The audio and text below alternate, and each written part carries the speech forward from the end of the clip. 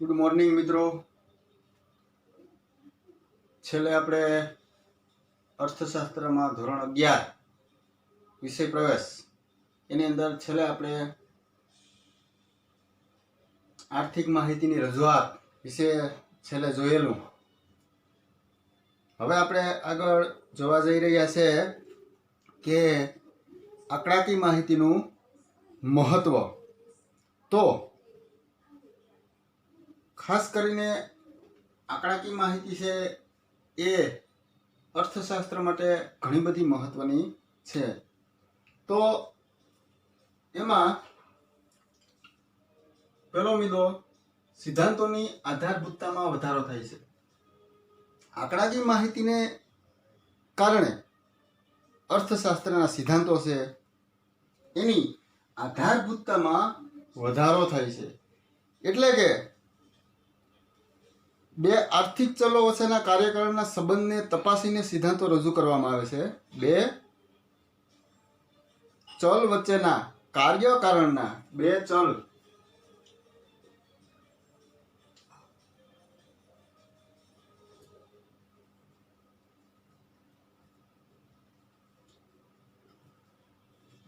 વચ્ચેના કાર્યકારણના સંબંધને તપાસીને સિદ્ધાંતો રજૂ કરવામાં આવે છે.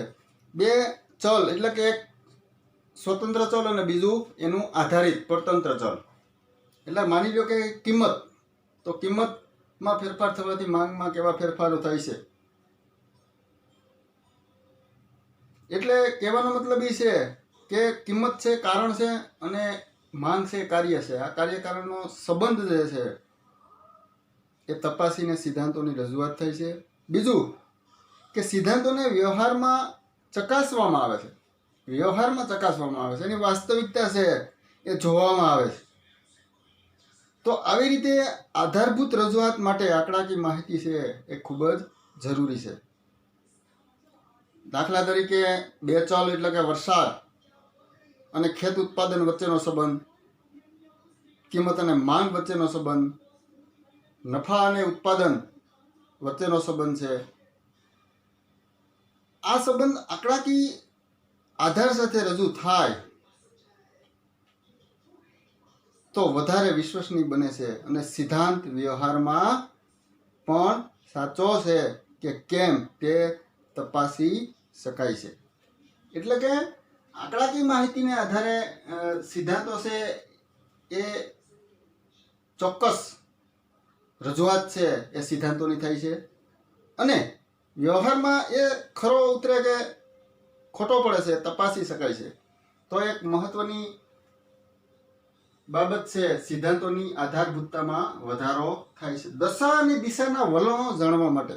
દશા અને દિશા સમગ્ર અર્થતંત્ર તેના કોઈ એક ક્ષેત્રના વલણો કયા પ્રકારના છે કે કઈ દિશામાં છે આ આંકડાઓ દ્વારા જાણી શકાય છે.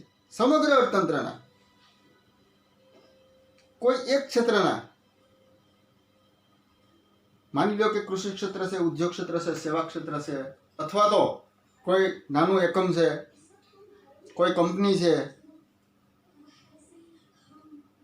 આ બધી બાબતો જે છે આર્થિક બાબતો, આર્થિક ક્ષેત્રો, એના વલણો કયા પ્રકારના છે અને કઈ દિશામાં છે એ આંકડાઓ દ્વારા આપણે જાણી શકીએ. દાખલા તરીકે રાષ્ટ્રીય આવકમાં ખેતીના હિસ્સાનું પ્રમાણ કેટલું છે, ખેતી ક્ષેત્રનો હિસ્સો કેટલો છે, પ્રમાણ ઘટતું જાય છે, આયાતોમાં વધારો થાય છે, અર્થતંત્રમાં નાણાં પુરવઠો વધી રહ્યો છે. આ બધા વલણો છે આંકડાઓમાં છે એ જાણી શકાય છે. તો આંકડા દશા અને દિશા બંનેને દર્શાવે છે. અર્થતંત્ર કઈ દિશામાં જઈ રહ્યું છે, કયા દેશ સાથે તેના આર્થિક વ્યવહારો વધી રહ્યા છે, કયા ક્ષેત્રમાં ઉત્પાદન વધી રહ્યું છે, કયું ક્ષેત્ર રોજગાર આપી રહ્યું છે. આ તમામ દિશા આંકડાકીય માહિતી પરથી જાણી શકાય છે. અર્થતંત્રની તમામ દિશા દેશના કયા દેશો કરતાં દેશનું વૃદ્ધિદર, આર્થિક વૃદ્ધિદર કેટલો છે બીજા દેશોની સામે, દેશના આર્થિક ક્ષેત્રોના અંદરોઅંદરના આર્થિક વૃદ્ધિ દર કેટલા છે, એનો રાષ્ટ્રીય આવકનો હિસ્સો કેવો છે, આ બધું આંકડાકીય માહિતીને આધારે છે એ આ એક દિશા અને દશા છે જે અર્થતંત્રના વિવિધ ક્ષેત્રોની એ જોઈ શકાય છે. તો દશા અને દિશાના વલણો જાણવા માટે આ આંકડાકીય માહિતી છે ખૂબ જ મહત્વની છે. તુલનાત્મક અભ્યાસ માટે, તુલનાત્મક અભ્યાસ, તુલનાત્મક એટલે કે બીજા સાથે બે બાબતો વચ્ચેનો તુલના કરવી હોય એના અભ્યાસ માટે પણ આંકડાકીય માહિતી છે ખૂબ જ ઉપયોગી છે. તો એના માટે ખૂબ જ મહત્વની સાબિત થાય છે આંકડા માહિતી. સ્થળ અને સમયની રીતે તુલના આંકડાઓ દ્વારા જ થાય છે. તુલના કરવા માટે સ્થળ અને સમયની રીતે કોઈ પણ બાબતોની તુલના કરવી હોય તો એના માટે ખૂબ જ મહત્વની બાબત એ છે કે સ્થળ અને સમયની રીતે તુલના છે એ કોઈ પણ આર્થિક ક્ષેત્રની થતી હોય છે. માની લો કે ભારતમાં 1951ની તુલનામાં 2015માં આપણે ત્યાં આર્થિક ક્ષેત્રે કેટલા પ્રમાણમાં ફેરફાર થયા. ભારતમાં 1951ની તુલનામાં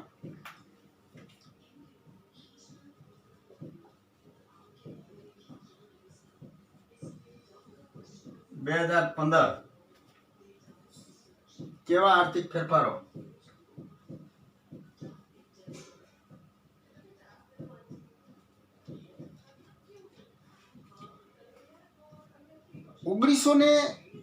ની તુલનામાં 2015માં આપણે ત્યાં આર્થિક ક્ષેત્રે કેટલા પ્રમાણમાં ફેરફાર થયા. દુનિયાની અંદર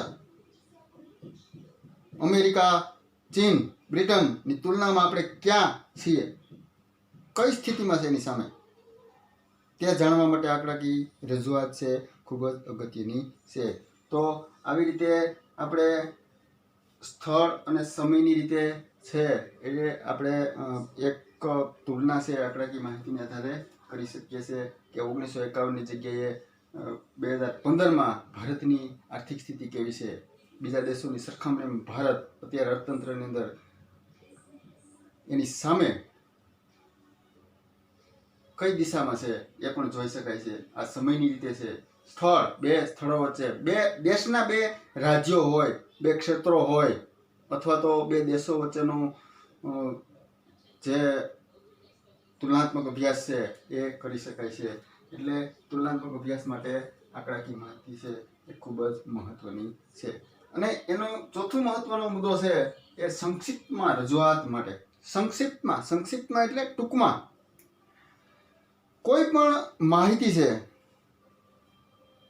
એ આર્થિક અભ્યાસોના આવા લાંબા વર્ણનો કરતા આર્થિક બાબતોની સંક્ષિપ્તમાં એટલે કે ટૂંકમાં અને પ્રતિકાત્મક રજૂઆત માટે આંકડાકીય માહિતી અને આલેખો એ ખૂબ જ મહત્વના છે.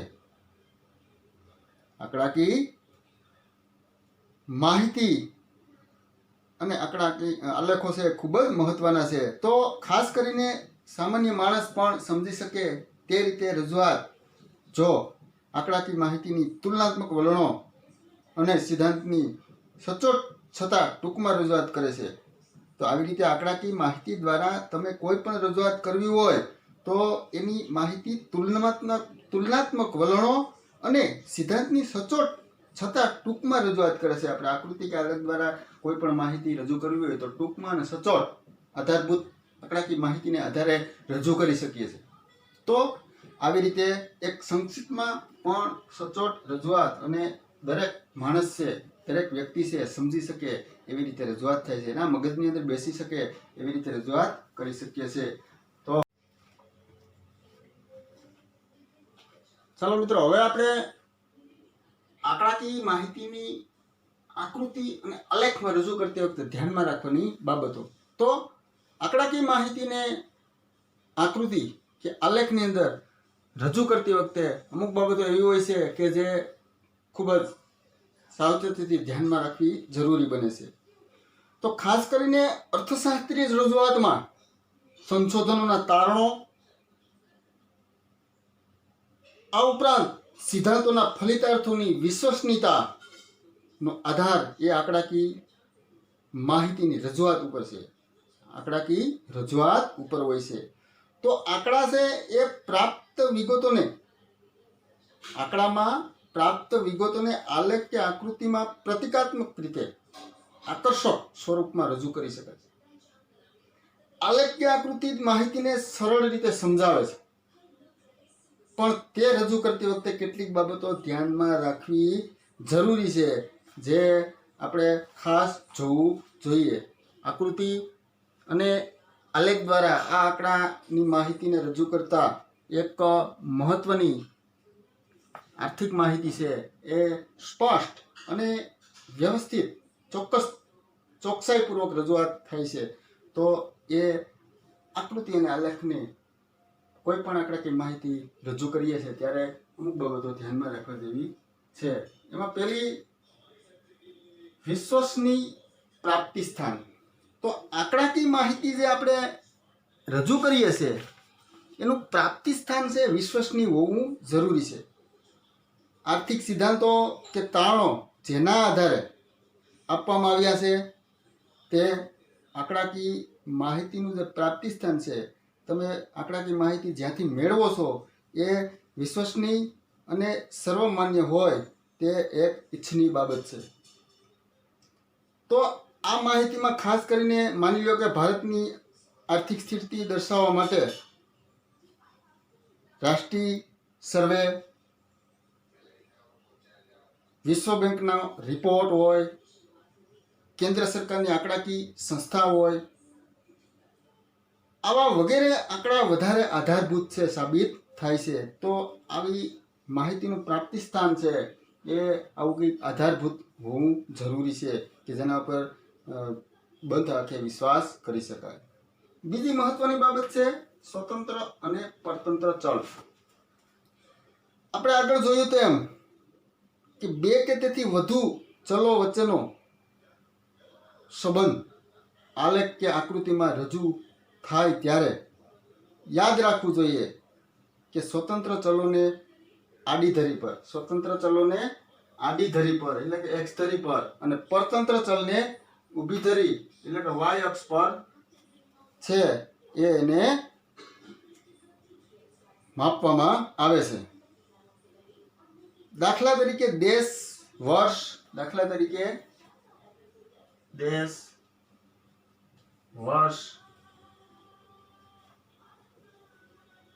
આ બાબતો છે એ એક સ્વતંત્ર ચલ છે. દેશ છે, વર્ષ છે કે વરસાદ હોય એ સ્વતંત્ર ચલ છે. જ્યારે એની સામે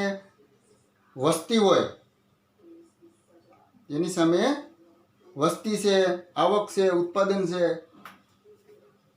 એની સામે વસ્તી, આવક, આ પરતંત્ર ચલ છે. એને ઊભી ધરી ઉપર એટલે કે વાય અક્ષ પર રજૂ કરવામાં આવે છે. તો આ મહત્વની બાબત છે એ ધ્યાનમાં રાખવી ખૂબ જ જરૂરી છે. તો આવા બે ચલ વચ્ચેના કાર્યકાળના સંબંધમાં એક ચલ કાર્યરૂપ હોય છે અને બીજી બાજુ દાખલા તરીકે વર્ષ છે સ્વતંત્ર ચલ છે જે વાય અક્ષ એક્સ અક્ષ પર દર્શાવવામાં આવે છે અને ઉત્પાદન છે એ પરતંત્ર ચલ છે જે વાય ધરી પર દર્શાવવામાં આવે છે. આ બંને વચ્ચેનો કાર્યકાળનો સંબંધ છે એ રજૂ કરવામાં આવી રીતે ચલોને કયા અક્ષ ઉપર મૂકવું એ માહિતી આપણે થોડીક મેળવી વ્યવસ્થિત.